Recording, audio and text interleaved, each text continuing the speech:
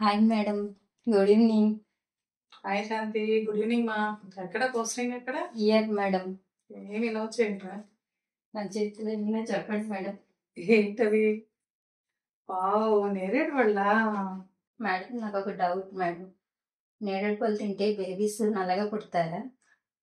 ఏంటి ఈ నేరేడు పళ్ళు నల్లగా ఉన్నాయి కదా అని ఇవి తింటే బేబీస్ నల్లగా పుడతారా?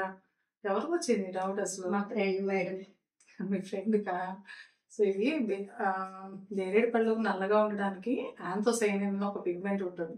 సో ఆ పిగ్మెంట్ కారణం అనమాట. సో ఈ పిగ్మెంట్ ఏంటంటే డైరెక్ట్గా మదర్ నుంచి బేబీకి వెళ్ళదు కదా. సో ఒకవేళ నిజంగా వెళ్ళినా కూడా ఆ పిగ్మెంట్ అనేది బేబీ స్కిన్లో కలర్ అనేది చేంజ్ చేయదు. సో అందువల్ల బేబీస్ నల్లగా పుట్టడం కానీ లేకపోతే బేబీ చర్మం మీద నల్లగా మచ్చలు రావటం అనేవి జరగవు. అయినా కలర్ అనేది బేబీ జీన్స్ని బట్టి డిపెండ్ అయి ఉంటుంది. సో ఒక కాయ తింటే నల్లగా పుడతారు, లేదంటే కుంకుమ పువ్వు తాగితే తెల్లగా పుడతారు. సో ఇట్లా అనేవి కరెక్ట్ కాదు, జీన్స్ మీద డిపెండ్ అయి ఉంటుంది అనమాట. అండ్ ఈ నేరేడు పళ్ళలో యాంథోసైనిన్ అని చెప్పాను కదా ఇప్పుడు పిగ్మెంట్. సో ఆ పిగ్మెంట్కి యాంటీ ఆక్సిడెంట్ క్వాలిటీస్ ఎక్కువగా ఉంటాయి. సో నేరేడు పళ్ళు తింటే కంపల్సరీ మదర్కి బేబీకి ఇద్దరికి కూడా అడ్వాంటేజ్ ఉంటుంది అనమాట. సో నేరేడు పళ్ళు అనేవి చక్కగా తినొచ్చు ప్రెగ్నెన్సీలో.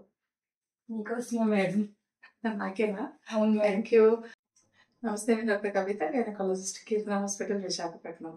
సో నేరేడు పళ్ళు తింటే ప్రెగ్నెన్సీలో ఎలాంటి బెనిఫిట్స్ ఉంటాయి, ఏ టైంలో తీసుకోవచ్చు, ఎన్ని ఫ్రూట్స్ వరకు తీసుకోవచ్చు అనేది నెక్స్ట్ కమింగ్ వీడియోలో చూద్దాం.